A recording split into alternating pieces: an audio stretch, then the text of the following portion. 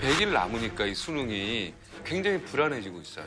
100일 기간 동안에 충분히 역전이 가능하다. 이것만 하면 1등급은 올린다. 이게 진짜 꿀팁인데요. 이거 방송 반드시 나가야지.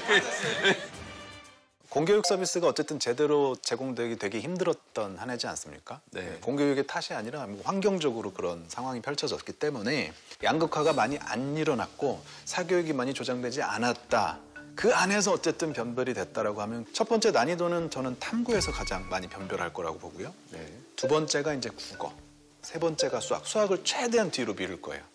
네네. 수학을 앞으로 당기는 순간 사교육 조장 욕을 바로 먹기 때문에. 수학에서 변별을 최대한 뒤로 미루지 않을까라는 게 제 생각이고요. 탐구 영역을 그래서 변별을 가장 높일 것으로 보이니까 민희가 사문하고 생윤을 선택한다면 그거 진짜 집중 타격을 하시면 좋을 것 같고요.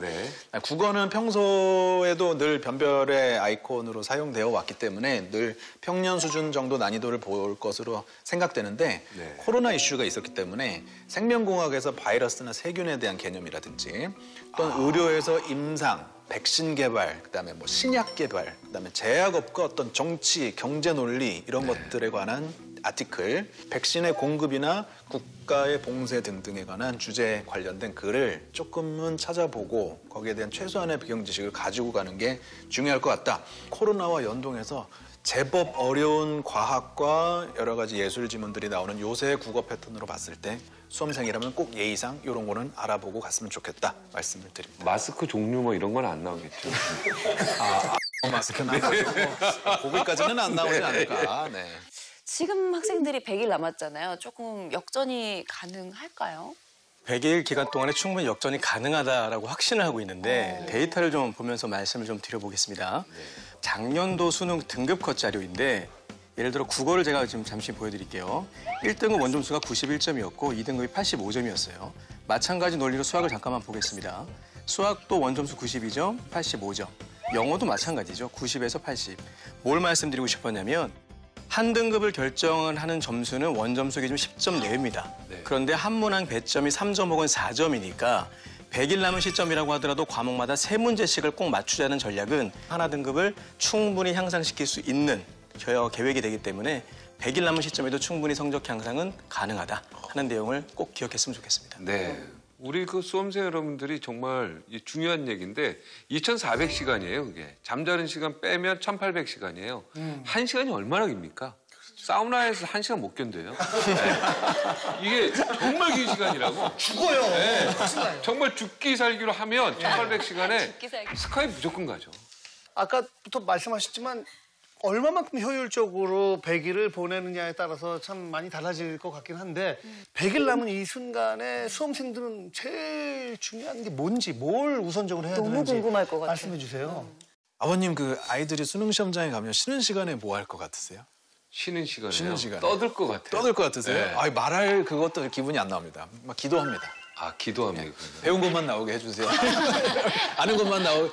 보통 뭐 하기가 참 기분이 안 나요. 근데 이때 그 짧은 시간이 생각보다 깁니다. 그래서 저는 요 쉬는 시간에 볼거리를 만들어 가라.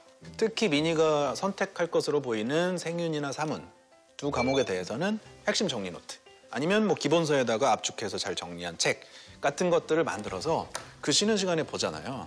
이게 아무리 공부를 많이 했어도 마지막에 본 사람은 아무도 못 이기거든요. 그래서 그런 요약 노트를 만들어가는 것도 좋지 않을까 생각이 듭니다. 네, 아주 좋은 말씀이십니다. 수능은 수능으로 준비해야 됩니다. 그런데 EBS 교재만을 공부할 것이 아니라 EBS 홈페이지를 활용해서 하는 공부 방법이 있는데 EBS 홈페이지에는 이렇게 모의고사 풀 서비스라고 하는 데이터가 있어요. 그중에 정말 중요한 자료가 뭐가 있냐면 영역별 오답률 10 자료가 전 모의고사 그리고 전 과목에 걸쳐서 공개되어 있습니다. 그럼 이 자료를 등급마다 이제 어떻게 활용하느냐. 상위권 친구들은 뭐 모든 수험생들이 좀 어렵게 봤던 고난도 문제인 순위가 1순위부터 5순위에 있는 문제들은 본인이 맞았다고 하더라도 그 문제들을 다시 풀어봐야 되는 과정들. 그리고 예를 들어 2등급, 3등급 목표라고 한다면 1에서 5순위에 있는 해당되는 문제들은 안 하는 거죠, 전략적으로. 그런 데이터가 EBS를 통해서 오답률 10 자료를 활용하게 되면 이런 정보를 활용할 수가 있다. 또 하나는 상위권 학생들은 뭐 많이 공부했거든요. 기출문제도 다 마무리가 됐고 수능 특강, 수능 완성도 다 공부가 됐다. 그런데 수능 100일 남긴 시점에서 우리는 뭘 해야 되느냐 하는 고민이 있을 것 같아서 올해는 8월 15일이었습니다. 경찰대와 사관학교 그리고 국군 간호사관학교 시험들이 있는데 수능을 난이도를 100이라고 했을 때 시험이 120 정도 되는 고난도 문제들이거든요. 그런데 현재 고등학교 학생들이 응시하다 보니까 절대 고등학교 교과 과정을 벗어나진 않거든요. 그러면 이 고난도를 대비하기 위해서는 과거의 경찰대 사관학교 기출문제들을 선택적으로 수능을 대비하기 위해서 선택적으로 좀 할 수 있지 않겠나 하는 내용을 좀 말씀을 드렸습니다. 100일 남았을 때 중요한 것 중에 하나가 학습 밸런스를 유지하는 거예요. 국수, 영, 탐 이렇게 있으면 이제 우선 이제 자기가 부족하다고 해서 거기에 집중하는 학생들이 있어요. 특정 과목에. 그러니까 예를 들어서 독서 같은 경우에는 며칠만 공부 안 하더라도 감이 좀 떨어집니다. 비문학 같은 경우에. 또 다른 과목도 마찬가지거든요. 그래서 그 학습 밸런스를 좀 유지해서 공부하는 게 좀 필요합니다. 한 과목 시험 보고 한참 쉬었다가 다음 과목 보고 하는 거랑 이렇게 쭉 연이어서 집중력을 끌고 가는 거랑은 완전히 다른 얘기거든요. 그래서 지금부터는 2주에 한 번 정도는 수능 시간표랑 똑같이 언어부터 탐구까지 시험 보는 연습을 반드시 해야 되고 그리고 요즘은 OMR 샘플도 구할 수 있어요. 그래서 답안 마킹까지 연습을 해야 됩니다. 왜냐하면 의외로 답안 마킹에서 실수하는 수험생들이 굉장히 많거든요. 많아요.